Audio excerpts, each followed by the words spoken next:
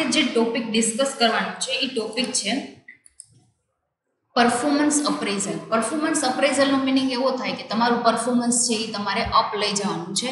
એને અત્યારે જે સ્ટેજ ઉપર તમારું પરફોર્મન્સ છે એને અપ કઈ રીતે લઈ જવાય, ટ્રેનિંગથી કે બીજા એવા ઘણા બધા ઇન્સ્પિરેશન પ્રોગ્રામથી તમે એ વસ્તુ કરી શકો છો. તો meaning, performance appraisal is an integral part of the managing. તો મેનેજ કરવાનો એક ઇન્ટિગ્રલ પાર્ટ છે કે તમારે બધા જ વ્યક્તિઓ છે પોતાના ફ્યુચરની અંદર કંઈક ને કંઈક ગ્રોથ છે એ ઈચ્છતા જ હોય. તો એવી રીતે એનું પરફોર્મન્સ છે એ અપગ્રેડ થશે તો એને ગ્રોથ મળશે. Managerial appraisal is of the utmost importance if an organization, whether business or non-business, wants to achieve its goal effectively and efficiently. બરાબર છે. તો મેનેજરિયલ અપ્રેઝલ્સ છે, બરાબર છે, અટમોસ્ટ ઇમ્પોર્ટન્સ એનું છે જે ઓર્ગેનાઇઝેશનની બિઝનેસ અથવા તો નોન બિઝનેસની અંદર જે એને ગોલ અચીવ કરવાનો છે ઇફેક્ટિવલી ગોલ અને ઇફિશિયન્ટલી ગોલ છે અચીવ કરી શકે એના માટે એને મેનેજરિયલ અપ્રેઝલ્સ છે એને અટમોસ્ટ ઇમ્પોર્ટન્સ આપવામાં આવેલું છે. બરાબર છે કે મેનેજરિયલ અપ્રેઝલ્સ થશે એને જો પ્રોપર ગાઈડન્સ મળશે તો એ છે એનું ગોલ અચીવ કરી શકશે. ડેફિનેશન.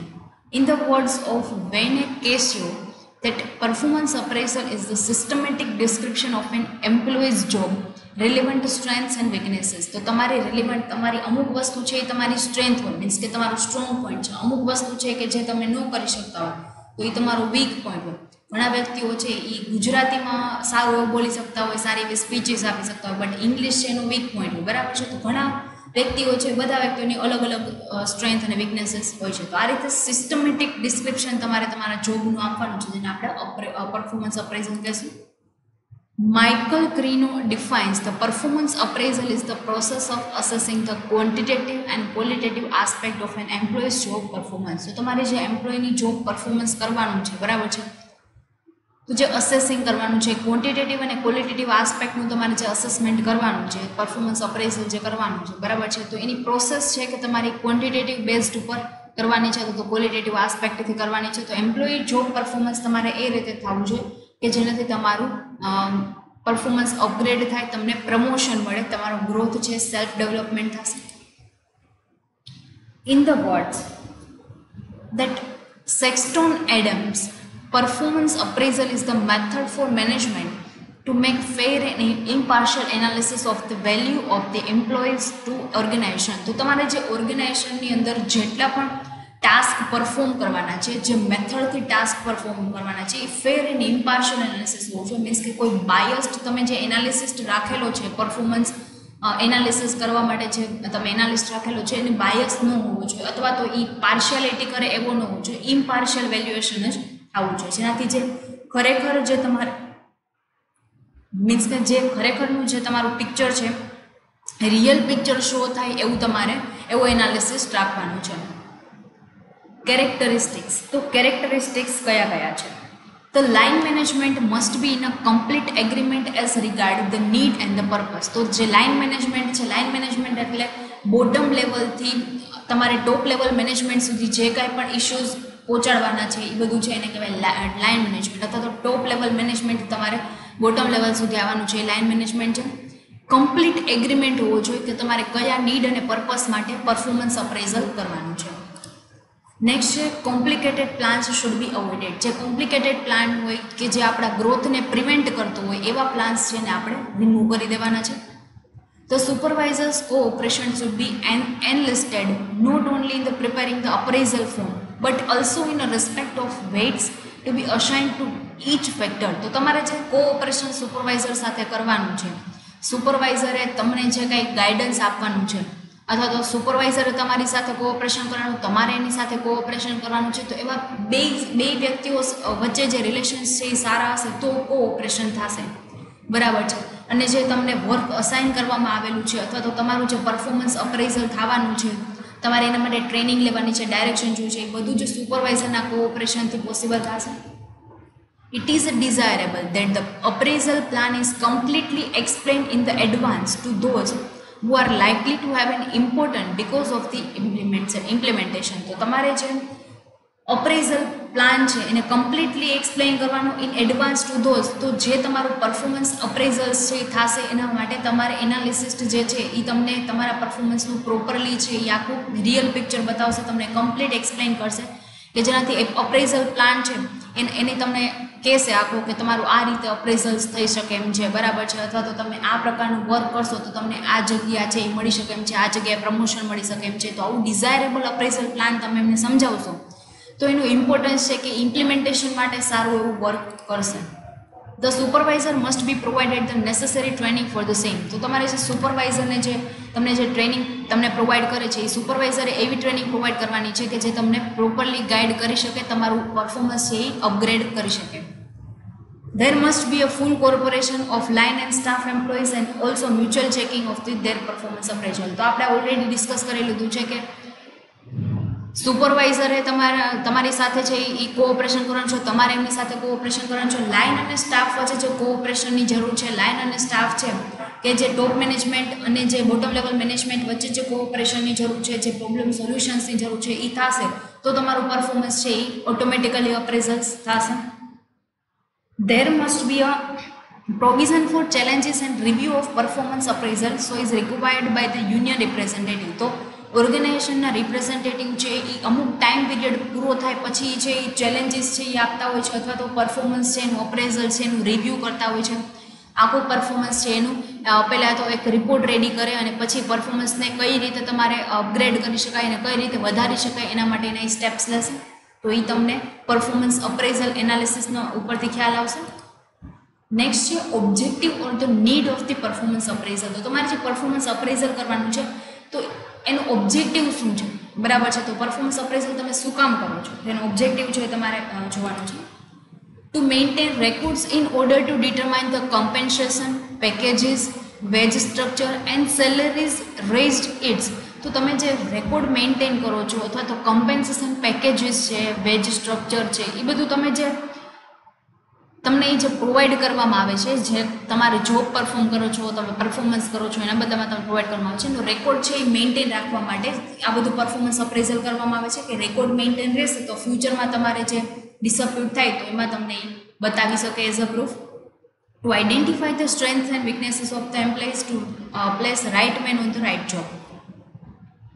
તો બની શકે અપોઇન્ટમેન્ટ ટાઈમે તમે ખોટા વ્યક્તિને ખોટી જગ્યાએ અપોઇન્ટ કરી દીધા છે, બટ પરફોર્મન્સ અપ્રેઝલ છે એ તમે કરો તો એનાથી તમને ખ્યાલ આવે કે આ જે સ્કિલ્ડ પર્સન છે એ ટેકનોલોજીમાં છે એનો સારો એવી સ્કિલ્સ છે, જ્યારે સેલિંગ પર્સન્સ છે એને સેલિંગ ડિપાર્ટમેન્ટમાં રાખેલો છે, બટ સેલિંગ પર્સન છે એમાં જે વ્યક્તિને અપોઇન્ટ કર્યો એની ટેકનોલોજીમાં એની સારી એવી સ્કિલ છે. તો એ બેને એકબીજા જગ્યાએ ટ્રાન્સફર કરી દેવામાં આવશે, પોતાની સ્ટ્રેન્થ્સ અને વીકનેસીસ એ આઈડેન્ટિફાઈ કરી અને આ રીતે એમને રાઇટ જગ્યાએ રાઇટ પર્સનને રાઇટ પ્લેસ ઉપર છે એ અપોઇન્ટ કરવામાં આવશે. To maintain and assess the potential present in a person four further growth and development. તો આગળ તમારે ગ્રોથ અને ડેવલપમેન્ટ કરવાનું છે, એના માટે પોટેન્શિયલ જે જોશે અથવા તો જે સ્કિલ અને ડેવલપમેન્ટ જોશે એ તમને ટ્રેનિંગ થ્રુ આપવામાં આવશે. To provide a feedback to employees regarding their performance and related status. તો તમારે જે એમ્પ્લોઈઝને જે ફીડબેક આપવાનો છે એ ફીડબેક છે એ પ્રોવાઈડ એમ્પ્લોઈઝ છે તમને ફીડબેક પ્રોવાઈડ કરશે. હવે પરફોર્મન્સ અપ્રેઝલ્સની અંદર તમે જે એનાલિસિસ કરો છો, તમે એને ક્વેશ્ચન પૂછો છો, એની અંદર જે એને કાંઈ જોબ પરફોર્મ કરવામાં જો એને કંઈ ડિફિકલ્ટી આવતી હશે તો એ તમને કહેશે જેના તમારે ફીડબેક છે આપવાનું છે કે આ પ્રકારની ડિફિકલ્ટીઝ છે આવે છે, અથવા તો ખૂબ સારું કામ છે કંઈ ડિફિકલ્ટી નથી આવતી તો તમે એ પ્રકારનો ફીડબેક આપશો. To serve as a basis for influencing the working habits of the employee. તો એમ્પ્લોયની વર્કિંગ હેબિટ્સ છે એ પણ એની ઉપર છે એ તમારા પરફોર્મન્સ ઉપર ડિપેન્ડ કરશે કે પરફોર્મન્સ છે એ સારું કરો છો, બરાબર છે, અને તમારી વર્કિંગ હેબિટ્સ એવી છે કે તમે કોઈ પણ બ્રેક ટાઈમ છે કે આવા જવાનો ટાઈમ છે એમાં લેટ જ આવો છો, વહેલા વહી જાઓ છો, એ વર્કિંગ હેબિટ્સ છે તમારી, એનાથી તમારું પરફોર્મન્સ છે એ ડાઉન થતું હોય તો એ એક છે કે તમારું આ પરફોર્મન્સ અપ લાવવા માટે તમારી વર્કિંગ હેબિટ્સ છે એને ચેન્જ કરવામાં આવશે. To review and retain the promotion and other training programmes. તો તમારું પરફોર્મન્સ અપ કરવા માટે તમને ટ્રેનિંગ આપવામાં આવશે. નેક્સ્ટ છે importance of the advantages of the performance appraisals. તો એના ઇમ્પોર્ટન્સ અને એડવાન્ટેજીસ કે શું છે, તમને શું એના ઇમ્પોર્ટન્સ છે, બરાબર છે, એ આપણે એડવાન્ટેજીસને આપણે ડિસ્કસ કરવાના છે. તો ફર્સ્ટ પ્રમોશન. તો પરફોર્મન્સ અપ્રેઝલ થશે તો તમને અલગ અલગ પ્રમોશન્સ છે એ મળશે. હવે ફોર એક્ઝામ્પલ કોઈ વ્યક્તિ છે એ સારું પરફોર્મન્સ કરે છે કે એને પ્રમોશન મળી જાય છે, તો એના બીજા જે લોકો છે જેનું વીક પરફોર્મન્સ છે એને એનાથી ઇન્સ્પિરેશન મળશે કે જો એ વ્યક્તિને તો પ્રમોશન મળી ગયું, તો હું હવે સારું પરફોર્મન્સ કરું તો મને પ્રમોશન મળી જાય. તો આ રીતે અલગ અલગ એમ્પ્લોઈઝ એકબીજાનું જોઈને એ છે એ સારું પરફોર્મન્સ કરશે.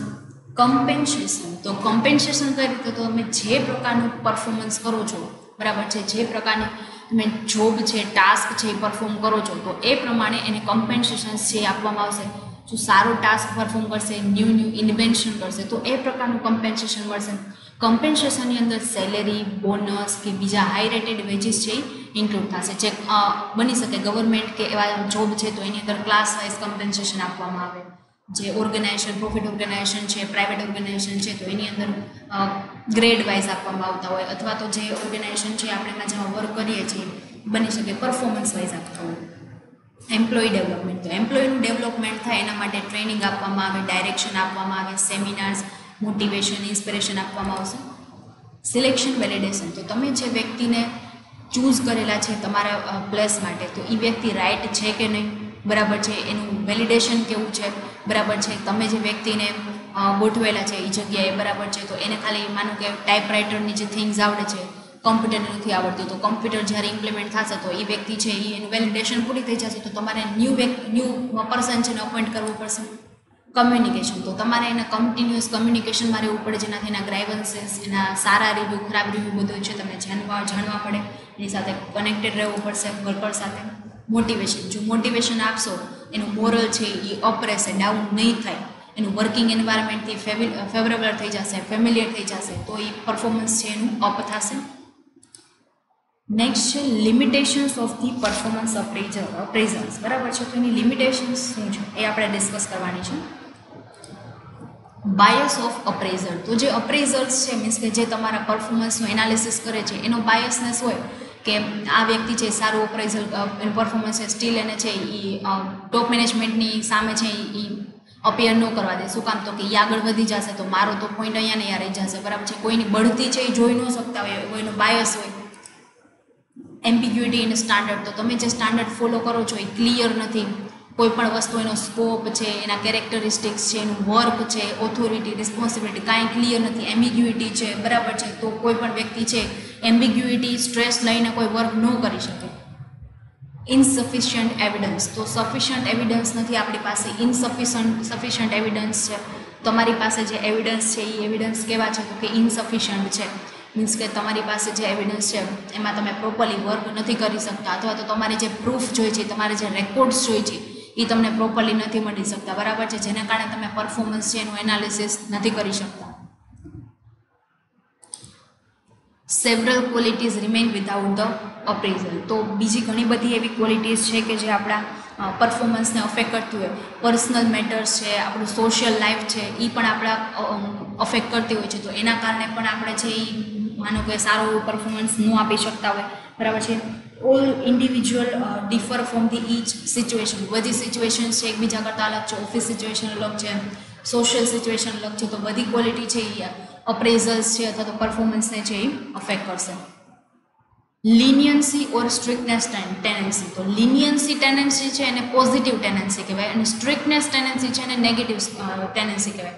હવે સ્ટુડન્ટ છે એને ટીચરે માનો કે શાંત રાખવાના છે અને એને કાંઈ કન્સેપ્ટ સમજાવવાનો છે, તો એ લિનિયન્ટલી કહી શકે, પોલાઇટલી કહી શકે, બરાબર છે, એનાથી સ્ટુડન્ટ સમજી જાય. અને સ્ટ્રિક્ટલી કહી શકે, ગુસ્સો કરીને, એંગ્રી થઈ જાય, બરાબર છે, તો સ્ટ્રિક્ટલી કહેશે તો એ નેગેટિવ ટેન્ડન્સી છે, બરાબર છે. તો આ રીતે વેલ્યુઅરની એના એમ્પ્લોય ઉપરની ટેન્ડન્સી કેવી છે એના ઉપર ડિપેન્ડ છે કે તમારું પરફોર્મન્સ કેવું છે. જો નાની વસ્તુ છે એમાં પણ ગુસ્સે થઈ જશે તો ફિયરથી વર્ક કરશે એમ્પ્લોયર, તો એ પ્રોપરલી વર્ક નહીં કરી શકે એમ્પ્લોય, જેના કારણે તમને છે એ પરફોર્મન્સ છે તમારું ડાઉન થઈ જશે. એવરેજ રેટિંગ પ્રોબ્લેમ, તો તમને જે રેટ આપવામાં આવે છે તો જે ટોપ લેવલ ક્લાસ છે એને હાઈ રેટેડ વેજીસ મળશે અથવા તો હાઈ રેટ મળશે, અને મિડલ રેટ, એવરેજને એવરેજ રેટ મળશે, અને બોટમ લેવલનો રેટ મળશે. તો જેવું વર્ક હશે એ પ્રમાણે એને રેટિંગ આપવામાં આવશે, બરાબર છે. જો પરફોર્મન્સ છે એ અપગ્રેડ થશે તો એને રેટિંગ છે ઇન્ક્રીઝ કરવામાં આવશે. ઇન્ફ્લુએન્સ ઓફ મેન્સ જોબ, તો મેન્સ જોબ છે ઇન્ફ્લુએન્સ કઈ રીતે કરી શકાય, તો કે હાઈ જે હાઈ રેટની જોબ્સ છે, જે વ્હાઇટ કલર જોબ છે તો એને હાઈ પેમેન્ટ કરવામાં આવે, જે બોટમ લેવલની જોબ છે લેબર વર્ક છે તો એને એ પ્રકારનું પેમેન્ટ કરવામાં આવે. આ રીતે અલગ અલગ મેનની જોબ છે એ જોબના નેચર ઉપર ડિપેન્ડ કરશે, એના જોબ છે એના પરફોર્મન્સ ઉપર ડિપેન્ડ કરશે. તો સિનિયર એમ્પ્લોય છે તો એને હાઈ રેટિંગ હાઈ છે એ રેટ આપવામાં આવશે. જે જુનિયર એમ્પ્લોય છે કે જે હજી હમણાં જ એમ્પ્લોય થયેલા છે તો એને ઓછું પેમેન્ટ કરવામાં આવશે.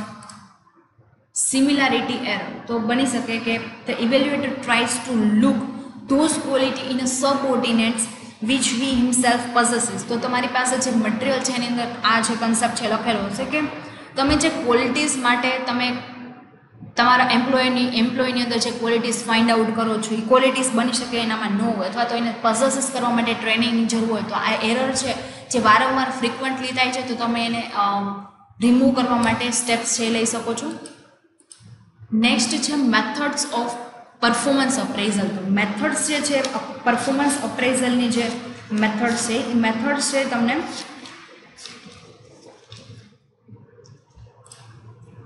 Straight ranking method. તો મેથડ્સને આપણે ડિસ્કસ કરીએ one by one. Straight ranking method means કે હાઈ જે જોબ છે ટોપ લેવલ મેનેજમેન્ટની જે જોબ છે એની અંદર જેટલા એમ્પ્લોય વર્ક કરે છે એને હાઈ રેટિંગ આપવામાં આવશે.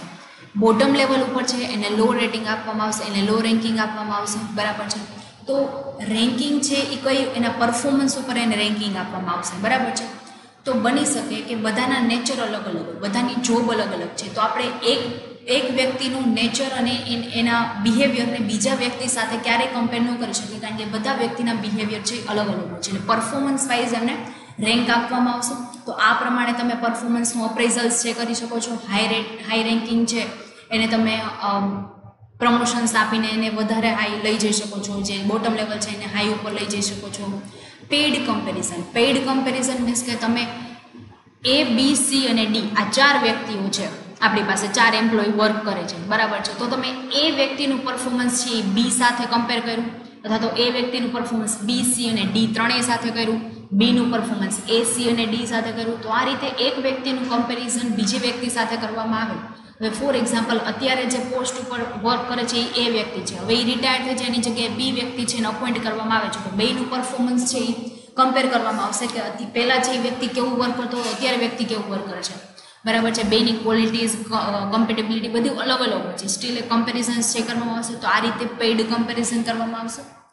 મેન ટુ મેન કમ્પેરિઝન બે વ્યક્તિનું છે એ કમ્પેરિઝન કરવામાં આવે. જેમ મેં તમને આગળ એક્ઝામ્પલ આપ્યું કે પેર કમ્પેરિઝનની અંદર શું હતું, એક વ્યક્તિની કમ્પેરિઝન 3 વ્યક્તિઓ સાથે કરવામાં આવી હતી, અથવા તો એક વ્યક્તિની કમ્પેરિઝન 2 વ્યક્તિઓ સાથે કરવામાં આવે.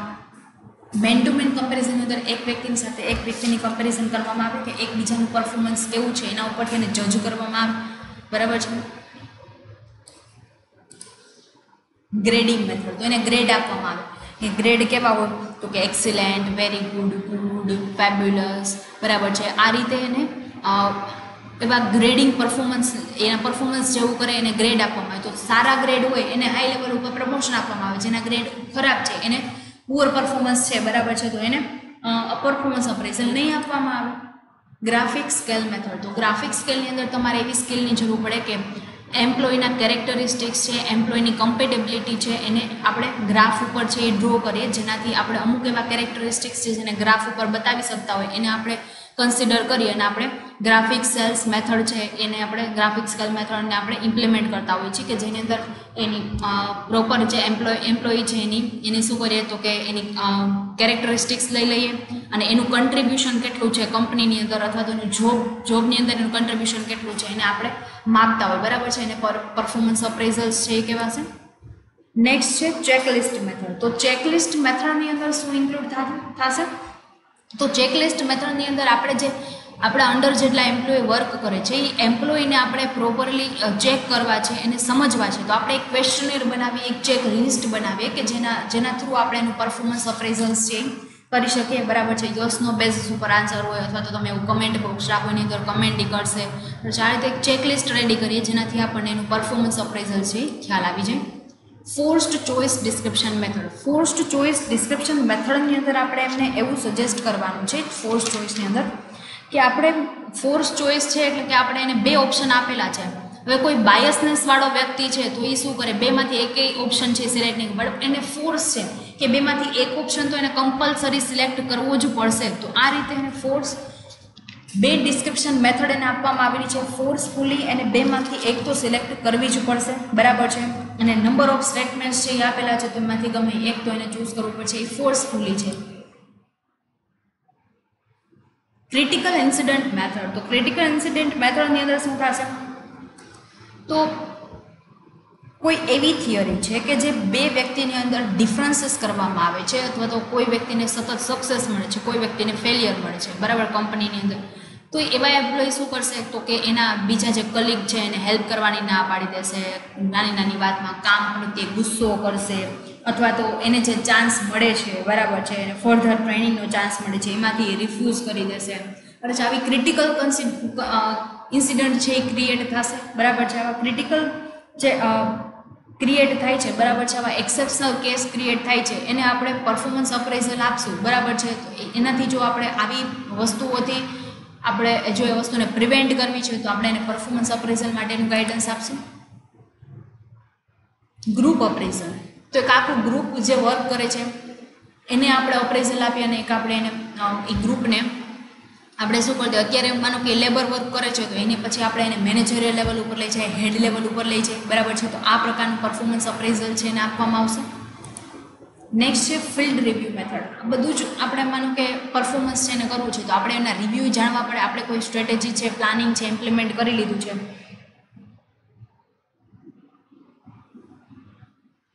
તો પછી આપણે એમનું રિવ્યૂ છે એ જાણવું પડે, બરાબર છે. તો એને જે પર્ટિક્યુલર ફિલ્ડની અંદર અપોઇન્ટ કરવામાં આવેલા છે એ પર્ટિક્યુલર ફિલ્ડની અંદર એને એના રિવ્યૂ જાણવા માટે આપણે એના ઇન્ટરવ્યૂ લેતા હોઈએ છીએ, અથવા તો જે આપણે ક્વેશ્ચનરની વાત કરી હતી એ આપણે લેતા હોઈએ છીએ.